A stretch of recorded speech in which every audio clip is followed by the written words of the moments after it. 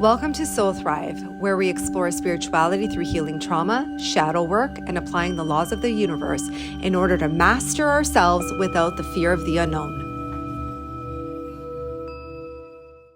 Okay, so I think what we want to discuss today is, again, the second aspect of what we were talking personal about power around the confidence and the solar plexus and the personal power. Mm-hmm. So you have questions? I do. So, what is personal power? I know in Soul Thrive we talked a lot about the chakras, the system. You have a workshop on each. I know that the solar plexus area is what governs your personal power. Yes. But can you talk a little bit more about, like, what does that even mean? Okay, so first of all, that's just an energy center in the body, and it's Okay. very much inclined with spirituality. And the solar plexus is the area where you would define your personal power, your confidence, but from a developmental phase of childhood.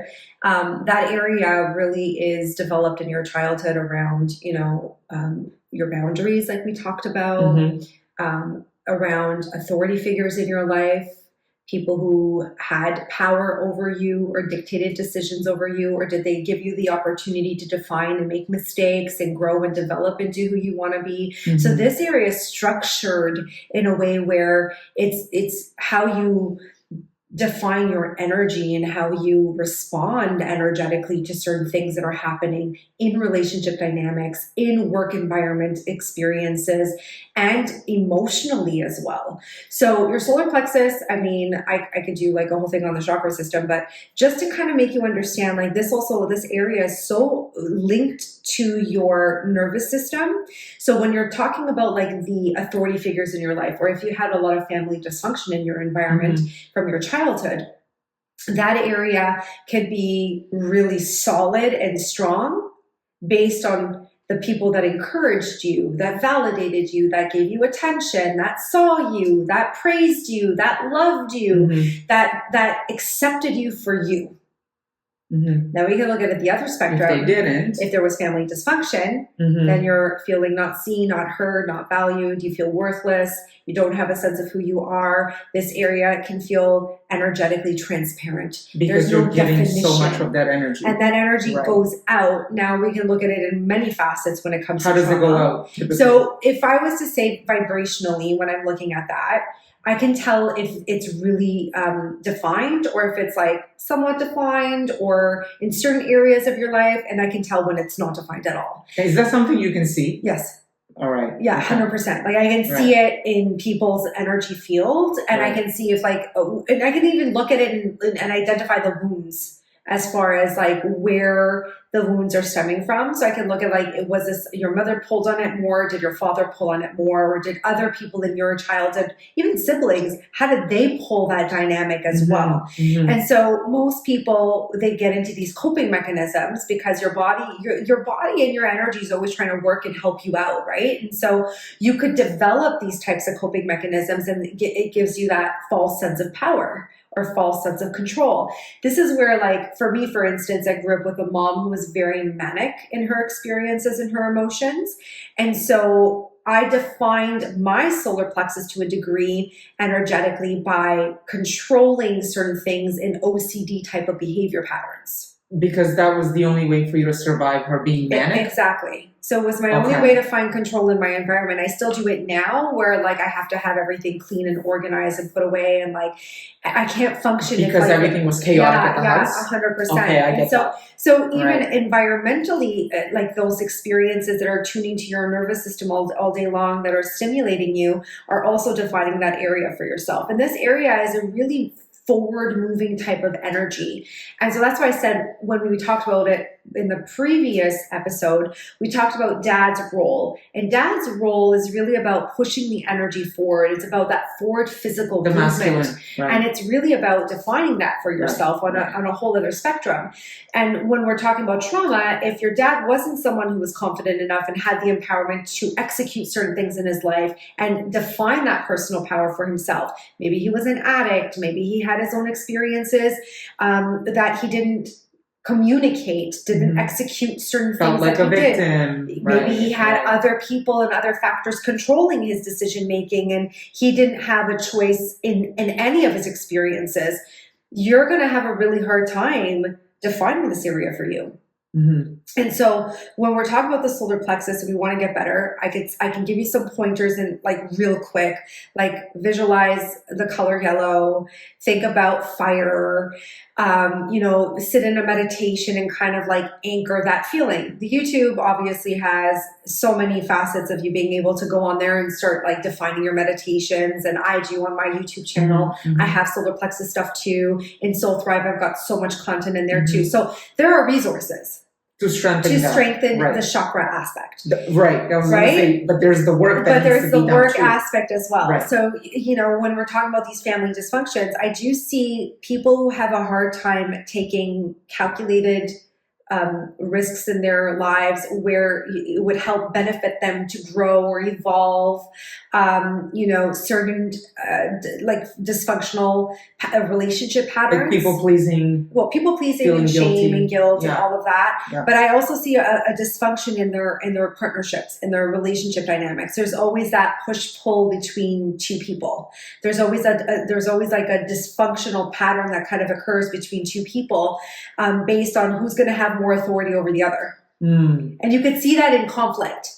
Which, like I would say, if you really want to get to know where the level of your solar plexus is, I would say define your conflict. Notice the relationship conflicts that you get into that play out a significant role in how they're playing and how you start to cope with that pattern. So, Mhm. like, for instance, let's say you and I got into a conflict, Mhm. right? If I were to look at your solar plexus energy, I would say probably from the age 4 till about 4.5 till about 10, Mhm. 11, Mhm. that area for you was so structured around you pleasing your family. Mhm. And so let's say now I get into a conflict with you about something that I didn't like, a behavior pattern that you did, and I was trying to define a Oh boundary. God, that is a reminder Right? of like Yeah. my childhood right away. Right. So instantly you're going to go into like, how do I make this better for you? How do I please Right. you? How do I, Right. and so now you're giving your power away. That Mhm. doesn't resolve conflict. Mm-mm. What you've done in that moment is abandon yourself because you To don't like the please- fact so that you're not mad at me. exact, right? Yeah. Where if I just said to you, no, like I'm bringing this up to you so we can find a resolve. Right. But if I was never taught no, you're not taught how that. to do that, then Right. I would immediately go into pleasing you and like Now that not wanting to have a but that means now you're giving me your power. right. So now Right. I'm getting a dopamine hit whether I like it or not, because now I'm getting something from you. And like that's the other person on the other end. Could we define this on another level as well, as far as like mental health disorders go, with like narcissism and codependent type of behavior I was patterns? gonna say, imagine if I was in a relationship with a narcissist, they would suck me dry. Well, yes, but you would naturally, innately, because you also are what we would define as a fixer, Right. you would attract people who could have narcissistic type of behavior patterns that would create that codependent type of relationship pattern with you. So that I can wake up to it and resolve it. Well, yeah, you would have to. Right. That would be the resolve within yourself if you had the awareness of it. Right. So if you want to get better at having the awareness of it, again, I would say you have to look at how you define your relationship conflicts. So like what types of conflicts I would most often get into with people. It doesn't have to be like romantic, it's like everyone. And I would say that usually those conflicts are very much in alignment to the family dysfunction that you grew up in. So that's a good question. So then would it be, does this person remind me of my mom or my dad? Sure, you could say that. But it doesn't even have to be mom and dad in that moment. It could fundamentally be their marriage or their pattern or their experience that they've got going on too, because you'll see the dynamics play out. Right. And like if you're constantly seeing an unresolved pattern, mm-hmm. then that also becomes an unresolved pattern within your solar plexus as well. And so your energy will then start to create some form of protection. Okay. And so instead of us feeling confident enough to kind of like stand here and kind of take whatever is happening and then assessing and processing, the PTSD plays a significant role. Mm-hmm. And then the CPTSD or PTSD shows up, and then the trigger keeps happening. And so there's never any conflict resolve. all it is this constant push, pull. And what most people are looking at is like the depletion in the experience of what's happening, because somebody is siphoning something within themselves. They're taking an energy and a power from you because you're effing giving it. Right. Like you're not going, hold on a second, let me just take a moment and not get defensive and get triggered. Easier said than done, Right. because we all get triggered. We all have moments. I get triggered. We all have experiences that happen that hit us right here. Mm-hmm. You know, that punch in the gut. Yeah. You know that it happens here. And you're like, Yeah. oh my God, I wasn't expecting that. I just got winded, right? Yeah. Where I can't catch my breath. Yeah. You know, it's Yeah. like, Yeah. Yeah. I can't catch my breath. Yeah. That's also an indicator in that moment that is hitting and triggering a trauma within you. Would it be something that was never resolved in my past? Oh, yeah. And that's happening so that you can resolve it and become aware. But you have to have the awareness in order Right. to do that. So I would just say, you know, pay attention to when you get like that kind of knee-jerk kind of reaction, or even if you get high levels of anxiety or you start to panic, or like your nervous system starts to get a little triggered, or you start to get like really hot or cold, or your temperature starts to change. That's again that energy shift that's happening, and that is very defined by your developmental years and the experiences that you had in your childhood around how that family dysfunction and conflict was happening.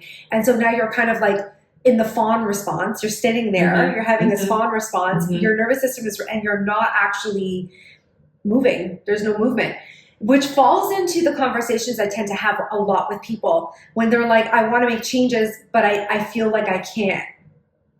Or I want to change this behavior pattern and I feel like I can't. And is it because someone in their childhood said that they can't? Yeah, well, someone dictated your choices. Okay.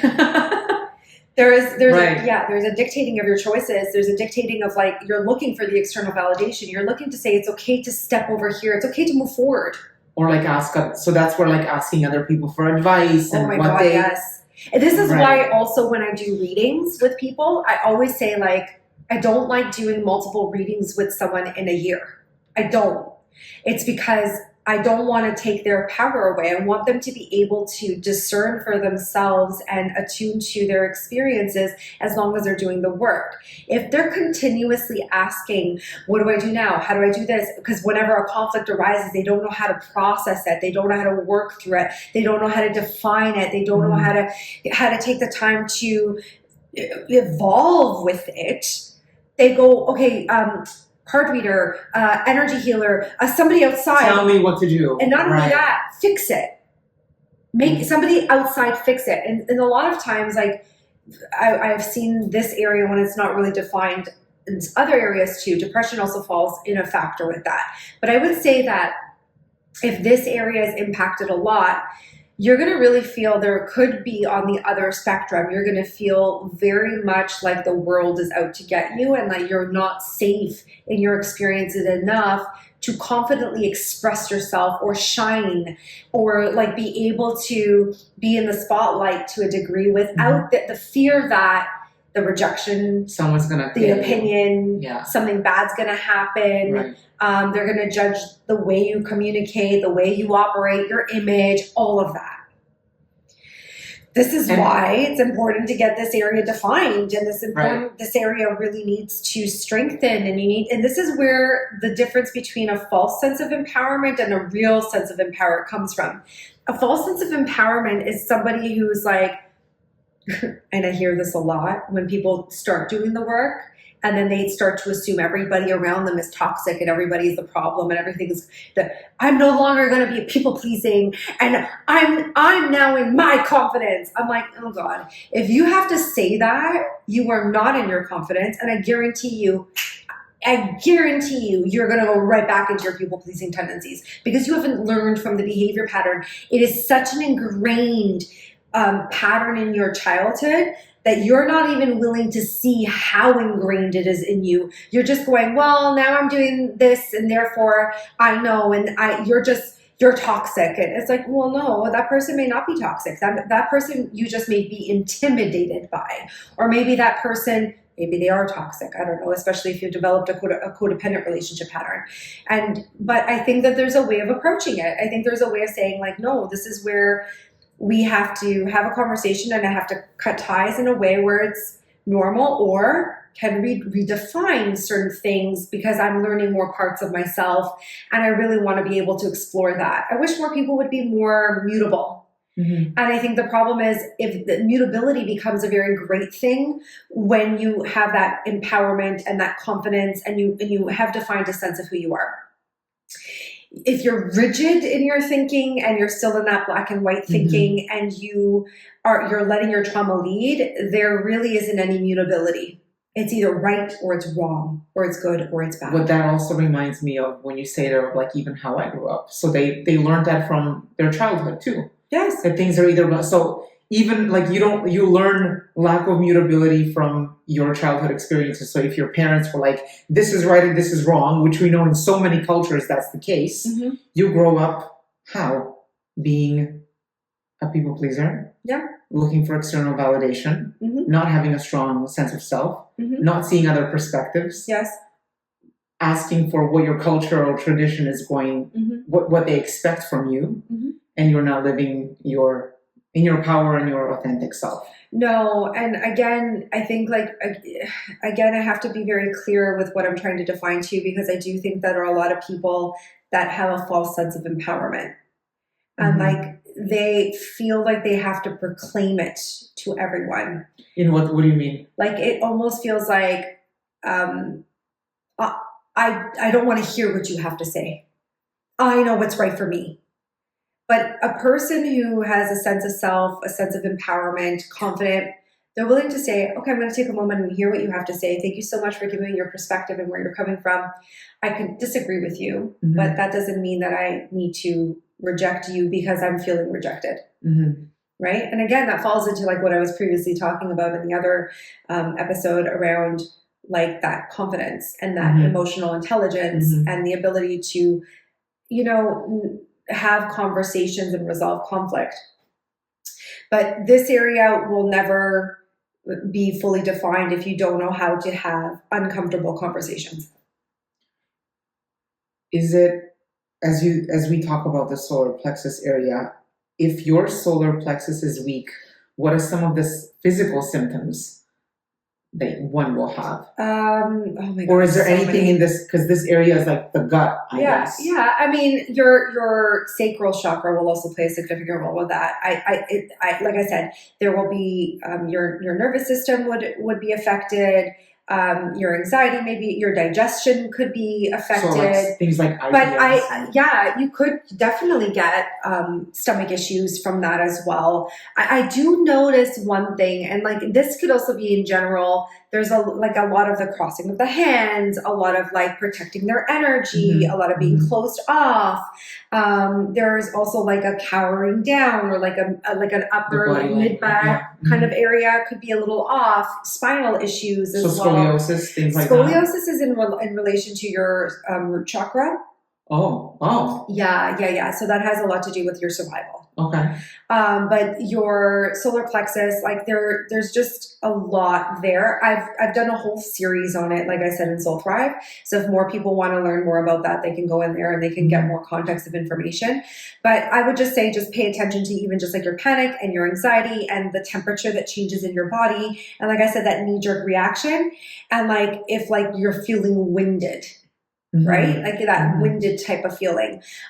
This also is a very fiery area. So like be mindful that when you don't have very clear boundaries, you don't have a very good sense of yourself, and you have an issue with authority figures, that defense mechanism and that anger show up more than that mutability, flexibility, different point of view, different point of understanding. And there's a lot more of your energy being expressed out.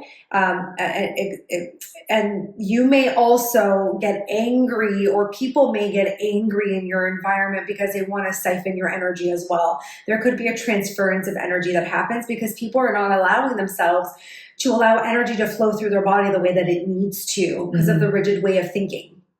and because of the trauma and the experiences in that area.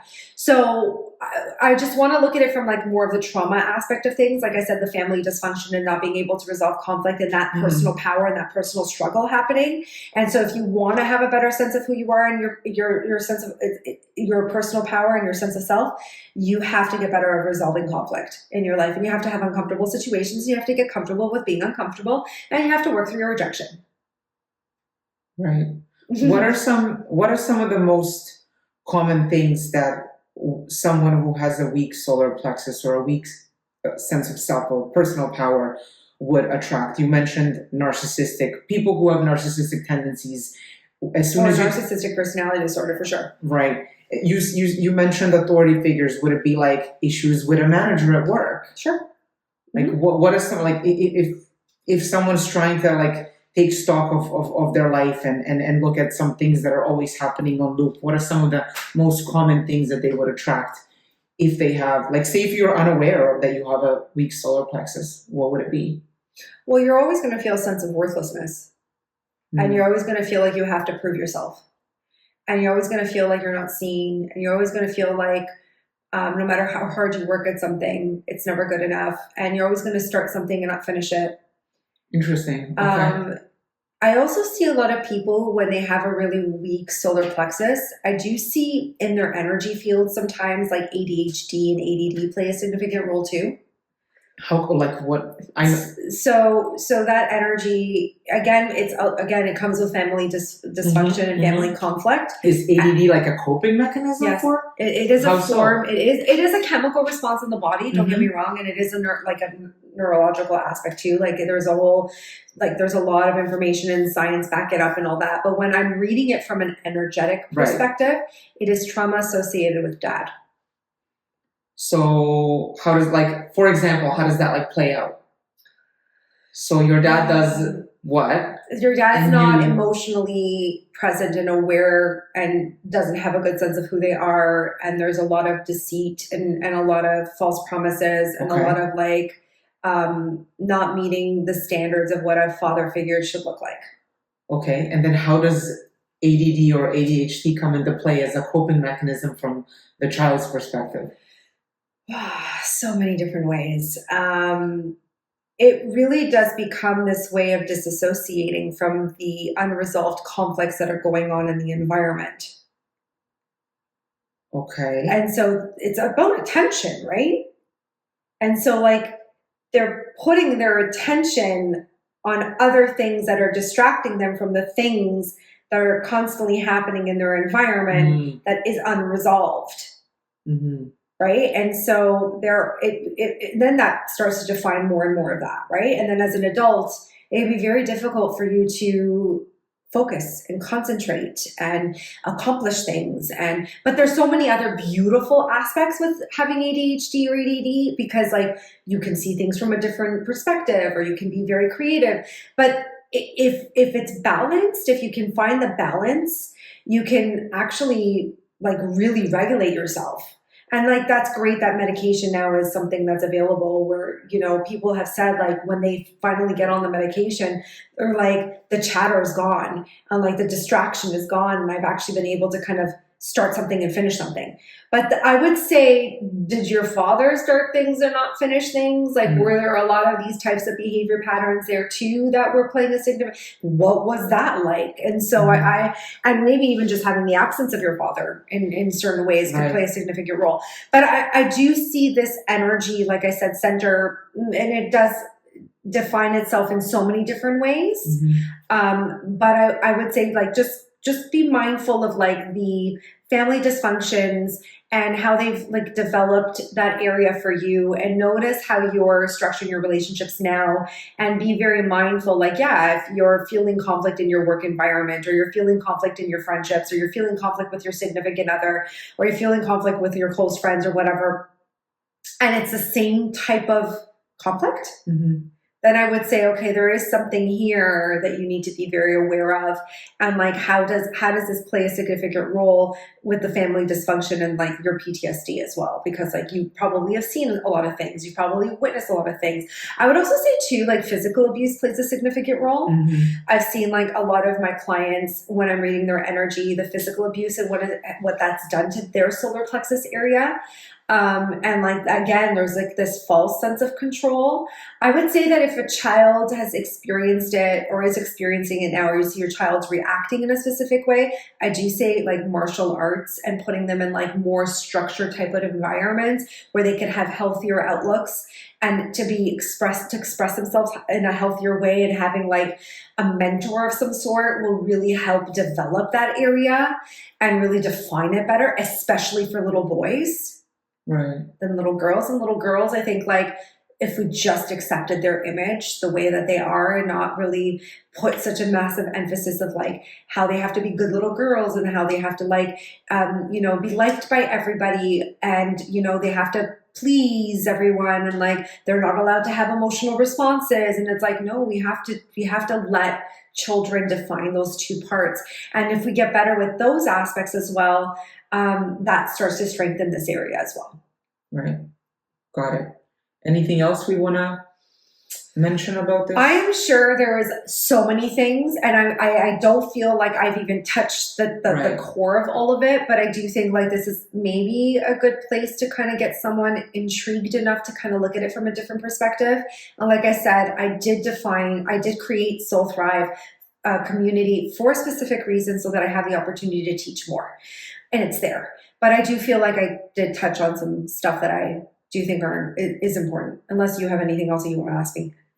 Yeah, no, it's something we talked about so often in Soul Thrive, and personal power was something that I've been working on for the last 10 years. I would say too, like I've seen a massive difference in you, like in the sense of like you being able to kind of stop going into that victim mentality, mm-hmm. and like pausing and assessing and processing and registering your PTSD as well, and processing that, and then looking and examining your relationship with your father and having some time to kind of reevaluate how your confidence has been defined. I do definitely see all of that. And then, even just like right now, like just even the awareness of me being like, don't cross your hands. You've mm-hmm. made it a point not to cross your hands, mm-hmm. right? So like little things like that play significant. Even just doing this podcast and being able to express yourself and I know that there was like a fear around like, not shining or like being scared about certain things, and just being okay with trying. Right. That shows that this area is getting stronger growing for you. Yeah, absolutely. Yeah. Absolutely. And then also noticing the shifts in my career too, and confidence at work, yes. and no anxiety. Remember the anxiety that anxiety that you used to get, like that crippling fawn response that you could just kind of move and like all that. And I would just kept telling you like, no, keep going into it, and kept getting better and better and better at you healing that part. Absolutely. Yeah, no, it's been a great journey. Yeah, more to come. But I do notice, like, I know that this is my initial stance, but this is from childhood, because it's like, just everybody just leave me alone. Yes, that was always just leave me the fuck alone. Yeah, well, because there's that authority figure that's hovering over you and dominating and trying to control all of that. And like I said too, if you grew up in a family where there was a lot of dysfunction and there wasn't enough like healthy dialogue and resolve, and even if there were mental health issues, that those individuals were going to therapy and getting the help, and like so that it wouldn't be emotionally dumped on the child. I mean, it's sad to say that still a lot of parents are doing it now. They're still emotionally dumping all their traumas onto their own children, and then they're wondering why their children are having these massive reactions. And it's like, because of you. Like your trauma, that trauma, these experiences are falling into this experience as well. So that's why I think like this area really needs to grow and develop a better sense of who you are, and a better sense of an understanding around your personal power. Yeah. Right. So that makes sense. Thank you. You're welcome. Yeah. Okay.